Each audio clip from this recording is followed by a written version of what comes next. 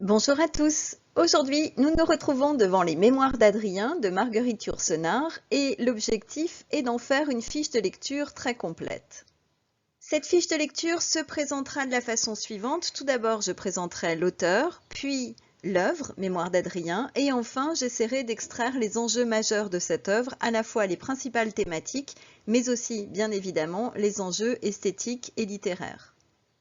Nous commençons par nous intéresser à Marguerite Yourcenar, de son vrai nom Marguerite Senervec de Crayancourt, dont une photographie figure sur votre écran en ce moment.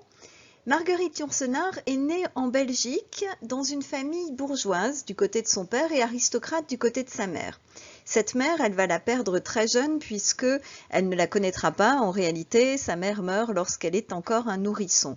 Elle est élevée à la fois par sa grand-mère paternelle, dont elle garde un souvenir assez terrible, et par son père, dont on sait qu'il était anticonformiste et qu'il était un grand voyageur. Il va l'emmener d'ailleurs régulièrement en voyage, et c'est lors d'un de ces voyages que Marguerite Yourcenar va découvrir la villa d'Adrien à Trivoli, villa d'Adrien qui va la marquer suffisamment pour que naisse l'œuvre qui est aujourd'hui celle qui nous intéresse. Et vous voyez apparaître sur votre écran une photographie d'un des vestiges de cette villa d'Adrien. Marguerite Yourcenar ne va pas aller à l'école, elle va se cultiver un peu sur le tas, avec l'aide évidemment de son père, et elle va quand même obtenir son baccalauréat. Elle parle au moment où elle passe son baccalauréat l'anglais, le grec, le latin et l'italien. 4 langues, 5 avec le français, qu'elle maîtrise très bien.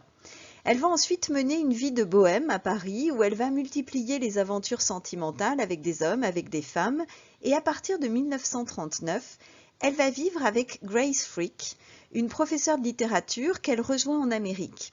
L'un des drames de la vie de Marguerite Yourcenar, ce sera la mort de son amante en 1979. À partir de là, elle va passer les dernières de sa vie dans un isolement relatif parce qu'elle va quand même faire quelques périples à travers le monde, notamment avec son nouveau compagnon, mais elle va tout de même vivre un peu retirée du monde. Et elle meurt en 1987, non sans avoir précédemment obtenu la possibilité d'entrer à l'Académie française en 1980. Et si je souligne ce fait, c'est qu'elle est la première femme à entrer à l'Académie française, ce qui, à l'époque, provoque moult débats.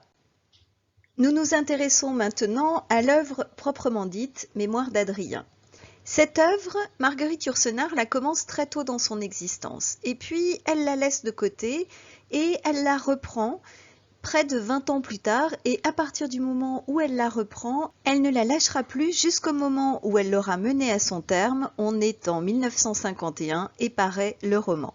Ce roman, c'est un roman historique qui prend la forme assez originale d'une autobiographie fictive. Marguerite Yourcenar n'a jamais prétendu donner une vérité historique. Néanmoins, elle est documentée de façon extrêmement précise sur son sujet, nous y reviendrons, et le fond historique du roman est donc un fond solide sur lequel elle s'appuie. Immédiatement à sa sortie, le roman connaît un succès immense. Mémoires d'Adrien, c'est un roman historique, c'est une autobiographie fictive, et cette autobiographie fictive se présente comme une longue lettre que l'empereur Adrien, à la veille de sa mort, adresserait à celui qui va lui succéder, son petit-fils adoptif, c'est-à-dire Marc Aurèle. Dans cette lettre, Adrien va faire le point sur tout un tas de sujets importants pour celui qui lui succède, notamment le pouvoir, la gestion des hommes, et il va se livrer à une réécriture chronologique de son existence. On le voit en particulier aux 5 dernières parties qui suivent cet ordre de la vie de l'empereur. Il y a tout d'abord Varius Multiplex Multiformis, varié, complexe et changeant, qui raconte son existence jusqu'à l'accession au trône. Il y a ensuite Tellus Stabilita, le sol stabilisé, partie dans laquelle Adrien narre les premières années de son règne. Il y a ensuite Saeculum Aureum, l'âge d'or, l'histoire d'amour avec un jeune amant. Disciplina Augusta, la formation auguste, de la mort de ce jeune amant à la vieillesse. Et enfin Patientia, les derniers temps de la vie, le moment où l'empereur attend la mort et où il commence la rédaction de cette lettre. Voilà pour la structure d'ensemble de l'œuvre. On entre maintenant dans le détail. Je vais me livrer à un résumé de l'œuvre qui sera forcément incomplet, résumé qui va procéder partie par partie. La première partie que je n'ai pas mentionnée jusque-là, puisqu'elle ne rentrait pas dans le cadre du récit chronologique, c'est Animula, Wagula, Blandula, ma petite âme errante et câline. C'est la première partie de l'œuvre, ce sont les présentations, le moment où Adrien prend contact avec Marc Aurèle, et évidemment le moment où Marguerite Yourcenar prend contact avec son lecteur.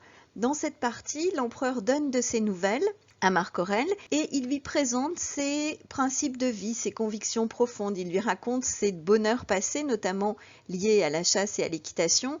Et puis, il commence à évoquer les douleurs de la vieillesse, en particulier la peur de la mort et les insomnies qui sont liées, pour partie au moins, à cette peur de la mort.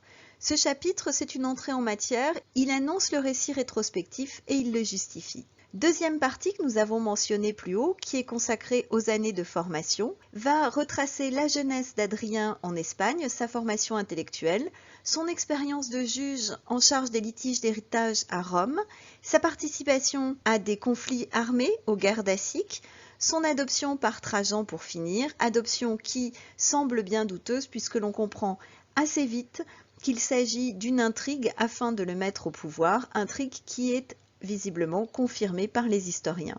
Troisième partie, les premières années du règne, c'est le moment où Adrien va raconter quelles traces il laisse dans l'Empire. Il va être question notamment de l'entreprise de pacification de l'Empire qu'il a mise en place dès son arrivée au pouvoir. Il va notamment régler les questions internes pour commencer, avec les complots qui se trament contre lui, et puis les problèmes de conflits ou de conflits latents aux frontières. Il va évoquer également les améliorations qu'il aura apportées à la société romaine, la condition des esclaves qui est adoucie, les infrastructures qui sont améliorées, les villes qu'il a construites, les réformes de l'administration qu'il a entreprises, etc. Il va évoquer également dans cette partie de nombreux voyages en Europe et en Orient, et il va terminer sur ce premier contact avec l'occultisme, son initiation dans une société secrète qui va marquer un tournant dans son existence. La partie suivante retrace l'histoire d'amour avec Antinoïs. Cette histoire d'amour commence évidemment par une rencontre, très joli moment raconté par le roman. Des années de bonheur, il ne s'agit pas tout à fait d'insouciance, on a affaire à un empereur, mais en tout cas d'une vie vivante. L'histoire s'achève par le suicide du jeune homme, ou en tout cas par la mort du jeune homme, puisque cette mort est assez mystérieuse. On ne sait pas très bien s'il s'agit d'un suicide qui entrerait dans le cadre d'une forme de pratique divinatoire qui servirait à prolonger les jours d'Adrien. Il s'agirait alors d'un sacrifice pour l'homme qu'il aime, ou bien s'il s'agit d'un accident. L'histoire elle-même, l'histoire avec un grand H, est assez obscure à ce sujet. On trouve ensuite la partie consacrée à la fin du règne, avec en particulier la tristesse qui se poursuit après la mort du jeune amant, le durcissement d'Adrien dans l'exercice de son pouvoir, sans doute marqué par son désespoir. En parallèle, on voit chez Adrien les premières défaillances du corps. Cette partie est également celle dans laquelle Adrien témoigne de la montée de deux religions qu'il considère alors comme des sectes de peu d'importance, le christianisme et le judaïsme. Le christianisme dont Adrien constate qu'il monte en puissance et le judaïsme qui est ici envisagé au travers de la révolte de Bar Kokhba. Dernière partie du roman, l'attente de la mort. On revient à la situation d'énonciation. Adrien raconte à Marc Aurèle les souffrances du corps, les angoisses qui sont liées à ces souffrances du corps, la volonté qui a été la sienne d'en finir, et puis finalement la résolution prise d'attendre patiemment. Et le roman s'achève avec cette impression du personnage de sentir son âme quitter son corps. Voilà pour le résumé de l'œuvre. Il s'agit maintenant d'en explorer les thèmes principaux. Évidemment, le principal thème, c'est une réflexion sur le pouvoir. On ne choisit pas impunément de présenter un empereur. Adrien, c'est un prince, c'est un homme fort. En même temps, il affirme de façon régulière le refus de tout abus d'autorité. Il le refuse chez les autres et il le refuse quand il s'agit de lui-même. Il entend bien évidemment préserver l'unité de l'Empire dont il est à la tête, mais il entend aussi respecter la diversité. Le seul moment, dit-il d'ailleurs, où il ne respectera pas la diversité, l'altérité, où il commettra un abus de pouvoir, où il essaiera d'avoir tout droit sur un homme, ce sera sur l'amant et cela conduira sans doute cet amant au suicide. Deuxième thème, on a dans ce roman la mise en scène d'un être, Adrien, en recherche de cohérence. Tout l'objet de la lettre qu'écrit Adrien à Marc Aurèle, au-delà de la question de la succession qui aurait pu se régler différemment, se situe dans la recherche d'une cohérence qu'il pourrait donner à sa vie passée. Adrien, avec l'écriture, essaie de donner forme à son existence. Et donc l'écriture est ce par quoi l'empereur essaie de donner à sa vie une forme plus ou moins définie, forme qu'il choisit d'ailleurs très rapidement de représenter en pyramide, montante jusqu'à la mort de l'amant, descendante ensuite. Adrien va utiliser dans ce roman, et c'est intéressant, le terme hiatus pour évoquer la distance entre ce qu'il a été et ce qu'il est. Un hiatus, c'est une distance qu'on n'arrive pas à combler. Il va donc poser la question de la permanence de l'être. Est-ce qu'il est encore le jeune homme qu'il était? Est-ce qu'il est encore l'homme dans la pleine force de l'âge qu'il était? Est-ce que l'être demeure le même tout au long de sa vie? Et vous comprenez très bien pourquoi cette œuvre s'inscrit parfaitement dans le parcours nommé « Soi-même comme un autre ». L'importance de l'autre est l'un des thèmes fondamentaux de cette œuvre. L'autre et ses différences fascinent l'empereur. Il aime voyager, il aime rencontrer des peuplades différentes de la sienne. Il y a chez lui la conscience à la fois d'être un homme très singulier, notamment sur la question de la liberté. Adrien ne cesse de répéter qu'il est un homme différent des autres à ce niveau-là parce qu'il souhaite et qu'il s'entraîne à toujours être libre. Et il y a aussi chez lui une conscience très forte de faire partie d'une humanité, d'être un homme parmi tous les autres hommes. Et il dira d'ailleurs, quand il racontera une bataille et les corps morts sur lesquels marche son cheval, « Mon corps n'eût pas tant différé du leur ». La relation amoureuse à Antinoüs entre dans ce cadre de la recherche de la fascination pour l'autre. Dernier thème, la mort. La mort est omniprésente dans l'œuvre, ne serait-ce que parce qu'elle s'ouvre sur un empereur vieillissant qui annonce sa mort prochaine et qu'elle se termine sur ce même empereur finissant qui évoque sa mort et qui évoque le fait que la mort est en route à l'intérieur de son corps. Les thèmes principaux étant identifiés, nous pouvons maintenant nous atteler aux principaux enjeux esthétiques et littéraires. La première chose que l'on peut se dire, c'est que l'écriture de Marguerite Yourcenar est une écriture classique. C'est une écriture solennelle, soutenue, qui va multiplier les rythmes binaires, 2 éléments, ou les rythmes ternaires, 3 éléments, pour donner un sentiment d'harmonie. Cette écriture va alterner des phrases très longues, très amples, qui sont le plus souvent descriptives ou poétiques, et des phrases très courtes, qui très souvent également se présentent comme des conclusions moralisatrices. On peut également remarquer que c'est un roman historique qui a nécessité donc de nombreuses recherches et je vous renvoie à la note finale, sans la lire intégralement parce que c'est assez indigeste, vous pouvez quand même la feuilleter et voir le nombre de sources. Cela ne veut pas dire que le roman Mémoires d'Adrien est la vie d'Adrien.